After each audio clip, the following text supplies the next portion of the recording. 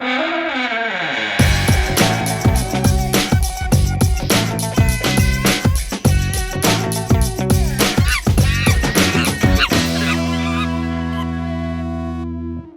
Greg T with the Image Stop here. Now we're going to do it. We've got a little tutorial that we're going to do on adding events to your events calendar. This is one of the events calendar plugins that we use on a fairly regular basis. We find it very comprehensive, and quite honest with you, it just works without too many difficulties. Therefore, the less work and the less problems, the better for us and our clients, of course. So let's go through on how to add new events to your calendar. Here we're using Lorna Schultz Nicholson's website. Great author. If you want to check that out, please do. Some great things on there, and links to purchasing books, as well as hey, booking or for speaking engagements as well. So that's what the calendar's for. So here we go. This is what the calendar looks like. I am going to go to the login page, and we're going to start from there. Okay, here we are at the login page. Already preset here, so I'm going to log into the back end or the administrative area of the WordPress site.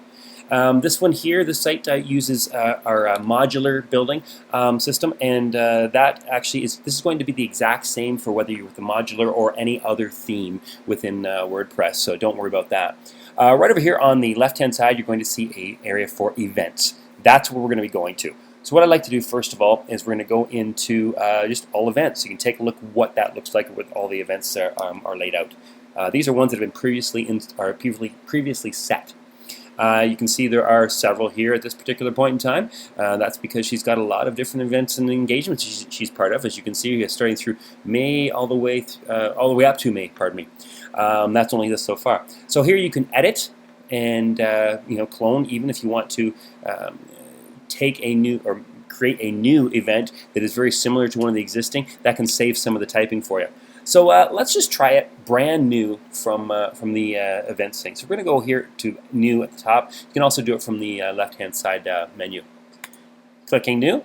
Here we go. We're going to add a new event, and I'll show you what this looks like on that calendar as well. So we're just going to call this a test event for now. And here's how it is. Oh, are you enjoying this? We're going to say yes. I think it's great. We're going to take a.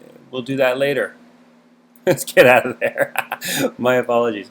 Okay, this happens. And I'll tell you why that happens. What happens is we tend to try and find a lot of the free versions of plugins and that for our clients. Not because they are lesser or any more robust, but because, hey, why pay for something you don't have to? Should you need a lot more intensive plugin or application, if you will, on your website, please do ask us. That's not a problem there. There will be costs involved, but we hand that fairly much directly down, other than whatever work time it takes. Not a huge deal. In this particular case, in all honesty, the professional or the pro version, as they call it, is not required. She got everything set, and this is working great. So let's keep moving on here. Okay, here we are for our test event. It's going to start us right up here. Notice there's a little bit of warning here. Please do ignore that. Reasoning being here is that what we're having is a slight conflict with one of the back-end scripts there, which isn't affecting anything on the site or the calendars. We're not too concerned about that. Let's keep going here. So this new event we're going to do, we're going to have it, it's not going to be an all-day event. We're going to say that this event starts, and let's just go here. Right now we're at February 8th. We're going to just say that it starts February 14th. Make it a Valentine's Day event. We're going to have this one start at, let's just scroll down, we're going to say 9:30 in the morning. It's going to be February 14th and we're going to end that one at approximately 3 p.m. in the afternoon. You can set the time zone too. So in this case, we're going to say that this one here is in Alberta. So we're going to say that it's we're still setting for the nice right time zone. We can change this time zone to match any particular place you may be in the world, which is really nice, so that when people are actually looking for information on where to catch you, they're going to catch the right times and not have to figure out the time zones themselves. This one's not going to repeat, so that's great. We've got that all set. I'm going to go just click right down here into event location details. Let's go, I know, the image stop. It's going to take place at the Image Stop World Headquarters. Why? Why not? Just type all that stuff in. Cedar Brook. Pardon me, mistyping that. And look at that. It's actually popping up there. We're going to click that as the one. And that's automatically put the coordinates in this case, and we want to show them map. You don't have to. You don't have to put all this information in here, but I'm going to show you how it all works. Reason this is, again, if people want to actually go and the event or whatever you're doing is a public event, nice to have some nice directions that for them to be able to follow easily. What it comes down to is our websites are for sales. Bottom line is to make things easier for your clients and people who want to find out more about you to find out this information and be able to attend such things. Okay, let's go to event costs and tickets. In this case, we're not going to have any tickets. It's going to be a free event. How would you do that? Obviously, you can change that. You can have links to, okay, we haven't got this one enabled, but you can have external tickets linking to, let's say, Eventbrite. Things like that. You can put the cost of tickets right here saying, you know what, let's try that, $10 and a link to an Eventbrite page. Great for any kind of event that you're having if you don't want to have an internal registration system, want to use something like Eventbrite. I only use that as an example because that is one I'm very familiar with and use often. In this case, we're going to say there's no tickets and it is a free event. Organizer contact information. Hey, who's the organizer? Are you doing this in collaboration with somebody else? Maybe you're the organizer yourself. In this case, I'm going to say that Greg T, me, is the organizer. We're going to give you the phone number here to the main office. And we're going to give the email directly to me. Is that right? There we are. It's already. And we're also going to put, oops, my website in there too. Now, one thing you might want to do is put the old http:// in there as well. Some programs don't accept it otherwise. It's a good one, and it's a safe thing here. Only 2 T's. And I tend to do that in all kind of forums that I do just because that establishes that link. Okay, now down here, if you scroll down a little bit, we can put details about the event or what's happening.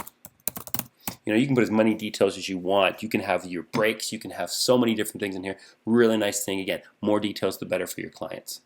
Okay, now we're almost done. Believe it or not, we've almost completed adding that. This is not a difficult thing. But over here, there is one important thing to the right, and that is the category section.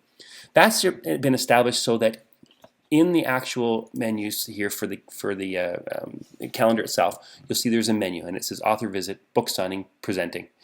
Very good in case somebody wants to locate just one specific thing. They're not interested in a visit or a book signing. They want to see a presentation. They can do a search, click on that, and it will outline only presentations.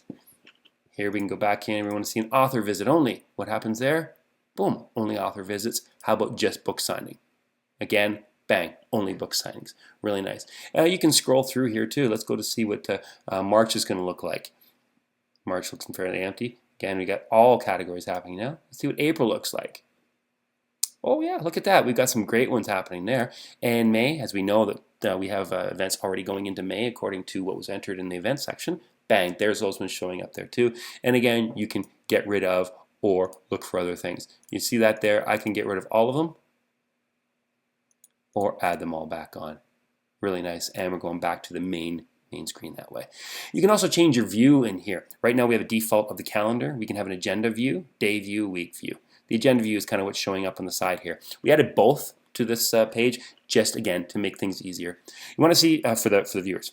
If you want to see some of the details here, go in here, click on this, and it's going to open up information as far as the details. Bang, there we go. Didn't put a lot of details in there. It's not necessary for this one. That was just to let people know that, Lorna is booked and she is going to be speaking at such and such an event, not necessarily one that can attend. So let's back to the page here. Once we have all that set, we're going to say that this one is a reading. It's the reason we did this one. Publish. Once that is published, that event is now going to appear on the calendar. So all we have to do is go back to the calendar. We're going to do a refresh of that whole page. And you look at on the 14th, all of a sudden that test event is back there.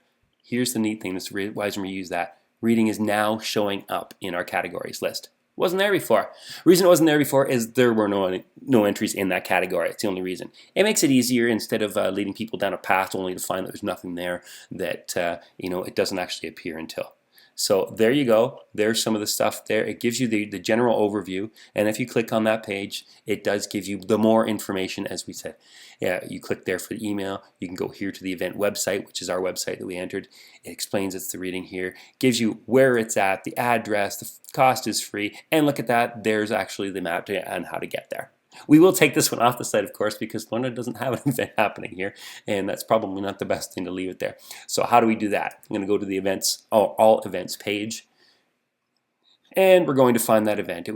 They're in numerical order, most recent at the bottom, or sorry, latest one at the bottom. There we go. Sorry, I'm scrolling and talking. And we're going to go here. There's that test event. I'm going to trash that event. We don't need that anymore. And once that disappears, you'll see the whole page refresh. And upon the refresh, we're going to go back to the calendar. We're going to refresh this, and this test event will now have disappeared. How's that work? Hey, it's no longer existing. It's in the trash, so it's not going to find it. Go back to the page, and you look on the 14th, it's no longer there. So that's it. That's how you do your calendar updates. Not nearly as difficult as it looks. I know it looks fairly comprehensive or fairly detailed here, but it is pretty much a walkthrough. And if there are any questions, though, don't worry. Please just get a hold of us. We'll help you out with that, or we can schedule a meeting as well. So thanks a lot. Enjoy your calendar entry stuff. Enjoy all your events, and remember, do all you can to make things look good for your clients, because image is everything.